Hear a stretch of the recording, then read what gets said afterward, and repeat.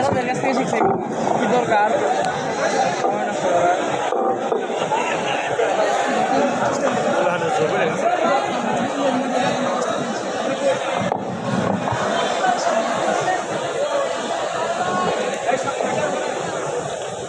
السلام عليكم ورحمة الله.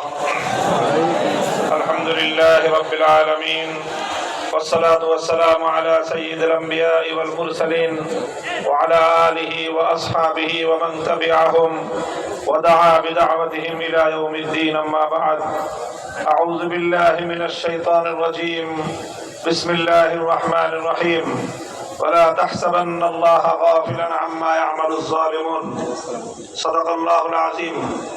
বাংলাদেশ খেলাফত মজলিস টাঙ্গাইল জেলা শাখা কর্তৃক আয়োজিত আজকের এই সমাবেশে উপস্থিত টাঙ্গাইল জেলার শীর্ষ উলামায়ে কেরাম, উপস্থিত বাংলাদেশ খেলাফত মজলিসের কেন্দ্রীয় জেলা নেতৃবৃন্দ, উপস্থিত রয়েছেন জাতীয়তাবাদী দল বিএনপি, জামায়াতে ইসলামী বাংলাদেশ সহ বিভিন্ন রাজনৈতিক দলের জেলা নেতৃবৃন্দ, উপস্থিত রয়েছেন বাংলাদেশ খেলাফত মজলিস, যুব মজলিস সহ সহযোগী সংগঠনগুলোর বিভিন্ন থানা পর্যায় থেকে সমবেত নেতা কর্মী, দায়িত্বশীল ভাইয়েরা, সর্বস্তরের তৌহিদি জনতা, টাঙ্গাইল জেলাবাসী। সর্বপ্রথম আমি আল্লাহ পাক রব্বুল আলামিনের শুকরিয়া আদায় করছি, যেই মহান রব্বুল আলামিন বাংলাদেশের মানুষের বুকের উপর থেকে জগদ্দল পাথরের মতো চেপে বসা স্বৈরাচারী শেখ হাসিনাকে অপসারণ করে মুক্ত বাতাসে নিঃশ্বাস গ্রহণ করার সুযোগ করে দিয়েছেন। আল্লাহুম্মা লাকাল হামদু ওয়া লাকাশ শুকর। সংগ্রামী সাথী ও বন্ধুগণ, আমি সেই সকল শহীদানদেরকে স্মরণ করছি 2009 সালে যারা প্রাণ দিয়েছিলেন, 57 জন দেশপ্রেমিক সেনা কর্মকর্তা। 2013 সালে রাতের অন্ধকারে তাহাজ্জুদরত ঘুমন্ত অবস্থায় বহু হেফাজতে ইসলাম বাংলাদেশের নবী প্রেমিক, আল্লাহর পয়গম্বরের আশিক উম্মতকে যারা হত্যা করেছিল, যাদের সেই ফ্যাসিবাদী আচরণের শিকার হয়ে হাজারো হেফাজতের নেতা কর্মীরা পঙ্গুত্ব বরণ করেছে, স্মরণ করছে সেই সকল শহীদানদেরকে যারা আল্লামা দেলোয়ার হোসেন সাঈদী রহমতুল্লাহ আলাইহির বিরুদ্ধে কল্পিত নাটক সাজানো মৃত্যুদণ্ডের রায় ঘোষণা করার পর কোরআন প্রেমিক হাজারো জনতা, লাখো জনতা রাজপথে নেমে আসার প্রেক্ষিতে গুলি করে পাখির মতো গুলি হত্যা করা হয়েছিল শতাধিক নবী কোরআন প্রেমিক জনতাকে। স্মরণ করছি 2021 সালে বাংলাদেশের স্বাধীনতার সুবর্ণ জয়ন্তীকালে যখন বাংলাদেশে গুজরাটের কসাই নরেন্দ্র মোদীকে আমন্ত্রণ জানিয়ে মুসলমানদের রক্তের সঙ্গে উপহাস করার আয়োজন চলেছিল, হেফাজতে ইসলাম বাংলাদেশ প্রতিবাদ জানানোর প্রেক্ষিতে হেফাজতের প্রায় 25 থেকে 30 জন নেতা কর্মীকে নির্মমভাবে হত্যা করেছিল। 2024 সালে জুলাই এবং আগস্ট মাস জুড়ে বাংলাদেশের আকাশ বাতাস প্রত্যক্ষ করেছে এক নজিরবিহীন মর্মান্তিক নির্যাতনের ঘটনা। পৃথিবীর ইতিহাসে বিরল শান্ত স্বাভাবিক পরিবেশে এমনি ভাবে একটি সাধারণ ছাত্র জনতার বিরুদ্ধে এমন হত্যাযজ্ঞ চালানো যায় আজকের 21 শতাব্দীতে এসে, যা কল্পনা করাও কঠিন। এজন্য আমি বলে থাকি, বাংলাদেশে 1000 বছরের মধ্যে শেখ হাসিনার মতো এত নির্মম, এত বর্বর কোন মানুষের জন্ম হয়েছে কিনা আমার সন্দেহ হয়। এই নির্মমতার শিকার হয়েছে আমাদের স্কুলের কোমলমতি ছাত্ররা, নির্মমতার শিকার হয়ে শাহাদাত বরণ করেছে কলেজ ইউনিভার্সিটির ছাত্ররা, শিকার হয়েছে আমাদের মাদ্রাসার ছাত্ররা। 3 বছরের শিশু সন্তান রেখাই পায়নি, আবার বৃদ্ধ বনিতা সহস্রাধিক মানুষকে হত্যা করে অসংখ্য মানুষের লাশ পর্যন্ত গুম করেছে, যাদের বাবা মা এবং যাদের উত্তরাধিকারীরা কোনোদিন তাদের সন্তান এবং তাদের বাবার কবর পর্যন্ত খুঁজে পাবে না। এই নির্মমতার স্বাক্ষর হয়ে থাকবে বাংলাদেশ। সেই সকল শহীদানদের জন্য রুহের মাগফিরাত কামনা করি। আর নাম না জানা, পরিচয় না জানা, গুমের শিকার, খুনের শিকার গত 15 বছরে বাংলাদেশের অসংখ্য মানুষ, বহু মা এখনো রাতের পর রাত নির্ঘুম রাত কাটায়, পথের পানে চেয়ে থাকে ওই বুঝি মায়ের সনাতন আবার তার কোলে ফিরে আসবে। এইভাবে কত বাবা এখনো পর্যন্ত হাসপাতাল থেকে হাসপাতাল, মর্গ থেকে মর্গে ঘুরে বেড়ায়, তার সন্তানের লাশটুকু অন্তত সন্ধান পাওয়া যায় কিনা। এই ছিল আমাদের বাংলাদেশের নির্মম চিত্র। এই বাংলাদেশ গড়ার জন্য এদেশের হাজারো মানুষ রক্ত দিয়ে বাংলাদেশ গড়েনি।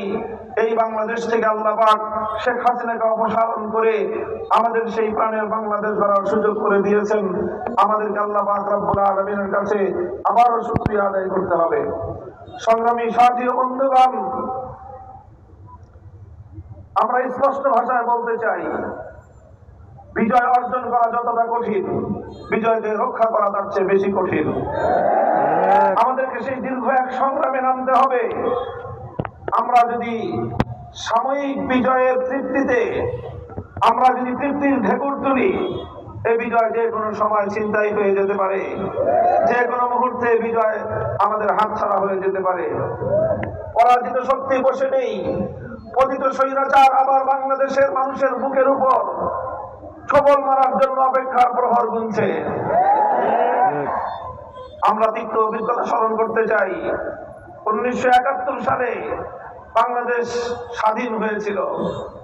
আমার এই বাংলাদেশ 55,000 বর্গ মাইলের এই জনপদ, এখন যেই জনপদের নাম বাংলাদেশ, কখনো এই জনপদের নাম ছিল পূর্ব পাকিস্তান, কখনো এই জনপদের নাম ছিল পূর্ব বাংলা। এভাবে বিভিন্ন নামের ঐতিহ্যকে, বিভিন্ন নামের ইতিহাস পাড়ি দিয়ে আজকের আমরা এই সোনার বাংলাদেশ উপহার পেয়েছি। এ বাংলাদেশ পেতে আমাদেরকে তিনটি আধিপত্যবাদী শক্তির বিরুদ্ধে লড়াই করতে হয়েছে। আমাদেরকে 200 বছর ব্রিটিশ বেনিয়া সাম্রাজ্যবাদী শক্তির বিরুদ্ধে লড়াই করে স্বাধীনতা অর্জন করতে হয়েছিল। আমাদেরকে এই পূর্ব বাংলার মুসলমানদের মানুষের জাতিসত্তার উন্নতির জন্য কলকাতার আধিপত্যবাদের বিরুদ্ধে বঙ্গভঙ্গের নামে ব্রিটিশ আমলে লড়াই করতে হয়েছিল। আর সেই লড়াইয়ের বিরুদ্ধে সাম্প্রদায়িক অপশক্তির রবীন্দ্রনাথ ঠাকুরদের নেতৃত্বে পশ্চিম বাংলার এই জাতির উত্থানের বিরুদ্ধে ষড়যন্ত্রকারী সাম্প্রদায়িক উস্কানিদাতা সহিংস আন্দোলনের রূপকার রবীন্দ্রনাথ ঠাকুর সহ যারা বাংলাদেশের মানুষের অধিকারকে হরণ করতে চেয়েছিল, বাংলাদেশের ঢাকা বিশ্ববিদ্যালয়ের প্রতিষ্ঠাকে যারা কেড়ে নিতে চেয়েছিল, সেই আধিপত্যবাদী দাদাবাবুদের বিরুদ্ধে সংগ্রাম করে আমাদের এই অঞ্চলের মুসলমানদের স্বাধীনতা অর্জন করতে হয়েছে। এরপর 1947 সাল থেকে 1971 সাল 24 বছর পর্যন্ত পশ্চিম পাকিস্তানের খান পাঠানদের বিরুদ্ধে আমাদেরকে লড়াই করতে হয়েছে। আমরা ওদেরকে বলেছিলাম, আমরা তোমাদের ভাই, তোমরা আমাদের ভাই। ওরা আমাদেরকে বলতে চেয়েছিল, না বাঙালি তোমরা আমাদের দাস, আমরা তোমাদের প্রভু। আমরা পরিষ্কার বলে দিয়েছিলাম, আমাদের মাওলানা আব্দুল হামিদ খান ভাসানী পরিষ্কার বলে দিয়েছিলেন যে আমাদের বন্ধু থাকতে পারে, এই জমিনের মধ্যে আমাদের কোনো প্রভু নাই। আমরা বলতে চাই, আমাদের একজনই রব, এক প্রভু আরশের উপর যিনি থাকেন। এই জমিনে আমাদের কোন প্রভু নাই, বন্ধু থাকতে পারে। এই জমিনের কোন মানুষ যদি আমাদের উপর প্রভুত্ব করার চেষ্টা করে, তার চোখ আমরা উপরে ফেলবো। আমরা এই জাতি লড়াই করে অধিকার অর্জন করে আমরা অভ্যস্ত। আমরা লড়াই করে সংগ্রাম করে স্বাধিকার অর্জন করেছি, কিন্তু তিক্ত অভিজ্ঞতা হলো এই, বারবার আমাদের এই সংগ্রামের সফলতাকে ছিনতাই করা হয়েছে। 1971 সালে ইনশাআল্লাহ বলেছি সংগ্রাম শুরু হয়েছিল কোরআন সুন্নাহ বিরোধী কোন আইন তৈরি না করার কমিটমেন্ট দিয়ে। যারা ক্ষমতায় এসেছিল 71-এর 16 ডিসেম্বর বিজয় অর্জন করার কয়েক মাসের মধ্যেই নতুন করে আরেক চেতনার উন্মেষ ঘটলো, আরেক চেতনা বাইরে থেকে আমদানি হলো। সেই চেতনার নাম হলো 72-এর চেতনা। সেই চেতনার নাম হলো 72-এর চেতনা। বাংলাদেশের মানুষের গণমানুষের ইচ্ছা অভিপ্রায়কে বৃদ্ধাঙ্গুলি দেখিয়ে অন্য আরেকটি দেশের প্রেসক্রিপশন অনুযায়ী ৭২-এর সংবিধান তৈরি করে ৫০ বছর পর্যন্ত বাংলাদেশের মানুষের অধিকারকে হরণ করা হয়েছে। আর সময় এসেছে কথা বলার। আমরা বলতে চাই, এদেশের হাজার বছরের ইতিহাস ঐতিহ্যকে সামনে রেখেই বাংলাদেশের সংবিধান তৈরি হওয়া উচিত। কাজেই ৭১-এর বিজয়ের কয়েক মাসের মধ্যে আমাদের বিজয় ছিনতাই হয়েছিল।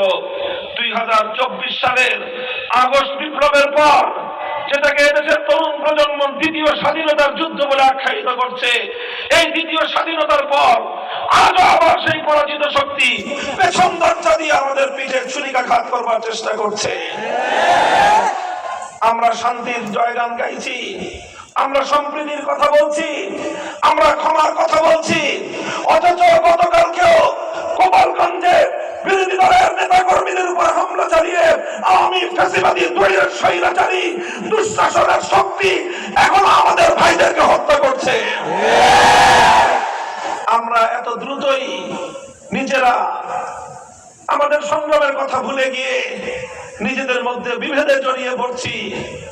আমি সকল রাজনৈতিক দলগুলোকে বলবো, যারা ফ্যাসিবাদ বিরোধী সংগ্রামে ছিলেন, আন্দোলন করেছেন, ১৫ বছর পর্যন্ত রাতের বেলায় বাসায় ঘুমাতে পারেন নাই, কোনদিন ধান খেতে, কোনদিন জঙ্গলে, কোনদিন নৌকায় করে নদীর মাঝখানে ফেরারি জীবন আপনাদেরকে যাপন করতে হয়েছে।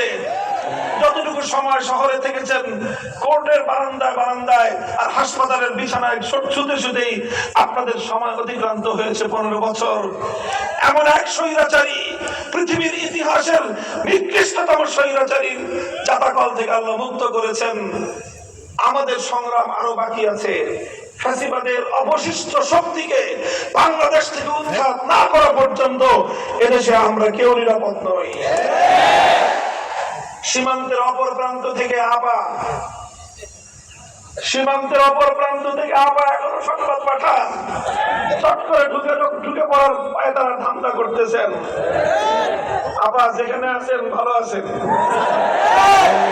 ওখানে ধরে আনবো সময় মতো। এর আগে ঢুকবার চেষ্টা করবেন না। এদেশের মানুষের কবলে পড়লে কত ধানে কত চাল হয় হিসাবটা বুঝে পাবেন। শেখ হাসিনা ৫০ বছর পর্যন্ত যে রাজনীতি করেছে, আমি বলি তার রাজনীতির অনেক বৈশিষ্ট্য, প্রধান দুটি বৈশিষ্ট্য ছিল। তার ১ নম্বর বৈশিষ্ট্য, শেখ হাসিনার রাজনীতি ছিল প্রতিশোধের রাজনীতি। ৭৫ সালে তার বাবাকে কেন খুন করেছিল মানুষ, কেন অভ্যুত্থান হয়েছিল ১৫ই আগস্ট, সে কথা তিনি ভুলে গেছেন। ৩০,০০০ মায়ের বুক খালি করেছিল বাকশালীরা। বাংলাদেশের মুক্তিযুদ্ধ এত মানুষ মরে নাই, সেই পরিমাণ মানুষ ৭১ থেকে ৭৫-এর ১৫ই আগস্ট পর্যন্ত এদেশে হত্যা করা হয়েছে। সেই মানুষের জন্য কোনো মায়া নাই, কোন চোখের অশ্রু নাই, সব চোখের অশ্রু শুধু ১৫ই আগস্টের জন্য। এই বৈষম্য ভালো না। যে সকল মানুষ নিরীহ নিরপরাধ নারী শিশু ১৫ই আগস্টে নিহত হয়েছেন, তাদের জন্য আমরা সমবেদনা প্রকাশ করি। কিন্তু শুধু নিহত তারাই হন নাই, তাদের রক্তের যেমন দাম আছে, ওই ৩০,০০০ মায়ের চোখের অশ্রুর কোনো মূল্য নাই। যাদের সন্তানদেরকে, তরতাজা তাগড়া তাগড়া যুবকদেরকে তুলে নিয়ে গিয়ে আপনার বাবা হত্যা করেছিল, সিরাজ শিকদারদের জীবনের কোনো মূল্য ছিল না। যাই হোক, পুরাতন হিসাব, ওই হিসাবে আমি যেতে চাই না। ১৫ই আগস্ট এই অভ্যুত্থানের পর শেখ হাসিনা আন্তর্জাতিক গণমাধ্যমে বলেছিলেন যে জাতি তার বাবাকে খুন করেছে, হত্যা করেছে, তিনি সেই জাতির কাছ থেকে প্রতিশোধ গ্রহণ করবেন। এই ঘোষণার পর ১৯৭৫-এর ১৫ই আগস্ট থেকে ২০২৪-এর ৫ই আগস্ট, এই ৫০ বছর শেখ হাসিনা বাংলাদেশে রাজনীতি করেছেন। শেখ হাসিনার এই রাজনীতিটা ছিল প্রতিশোধ গ্রহণের রাজনীতি। প্রতিশোধ নিয়েছেন বাংলাদেশের জনগণের কাছ থেকে, তিনি প্রতিশোধ নিয়েছেন বাংলাদেশ নামক রাষ্ট্রটার কাছ থেকে।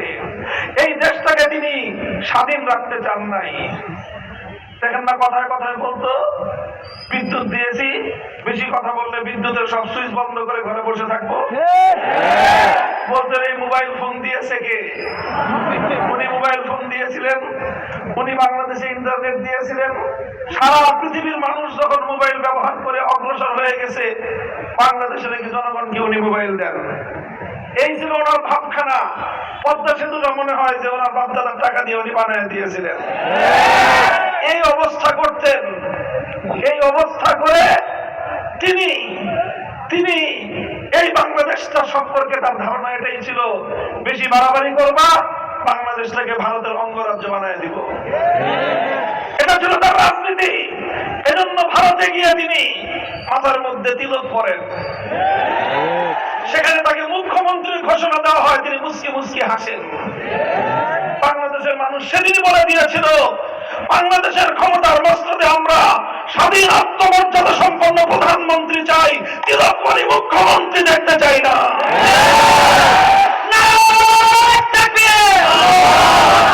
এই ছিল শেখ হাসিনার প্রতিশোধের রাজনীতি। শেখ হাসিনার রাজনীতি ছিল বিভাজনের রাজনীতি।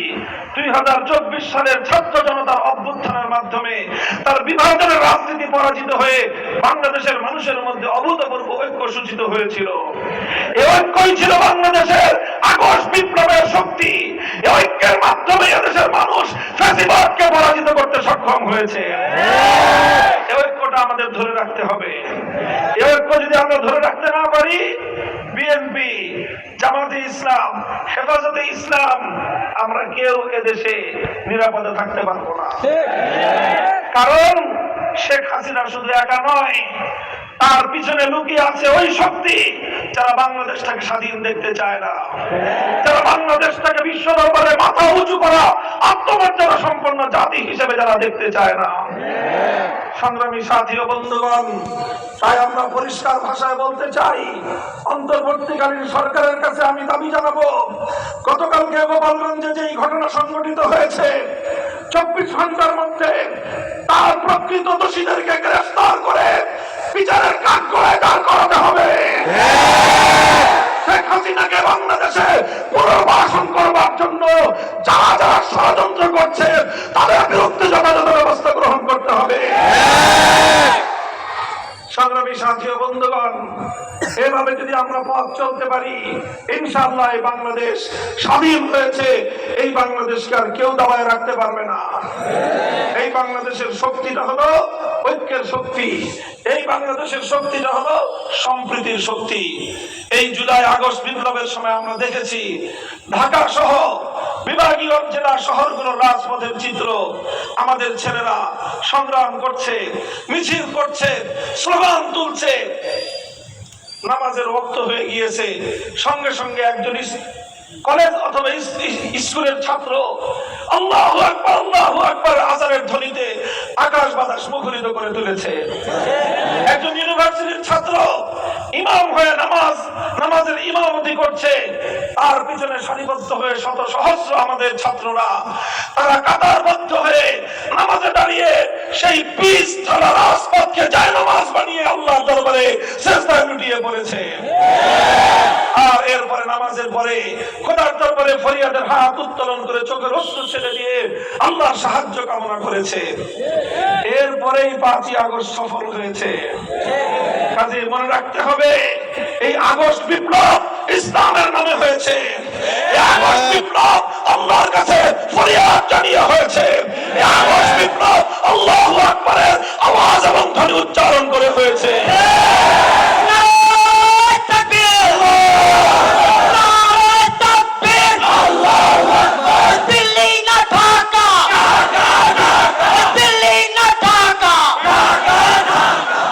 সংগ্রামী সাথী ও বন্ধুগণ, সুতরাং এই চেতনা, এই প্রেরণা, এই বৈশিষ্ট্যকে ধরে রাখতে হবে।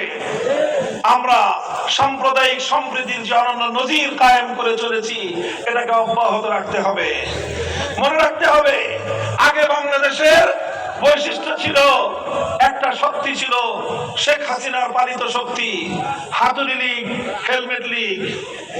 এই লীগেরা রাতের অন্ধকারে সংখ্যালঘু হিন্দু, বৌদ্ধ, খ্রিস্টানদের উপর কালনাগিনী হয়ে ছবল মারত। দিনের আলোতে আবার তারাই ওঝা হয়ে ঝাড়তে আসতো। এই নাটক করেছে আওয়ামী লীগ। এই নাটকের কলাকুশলী লোকরা এখন বাংলাদেশের দৃশ্যপটে নাই, এই জন্য এখন আর নাটকও নাই।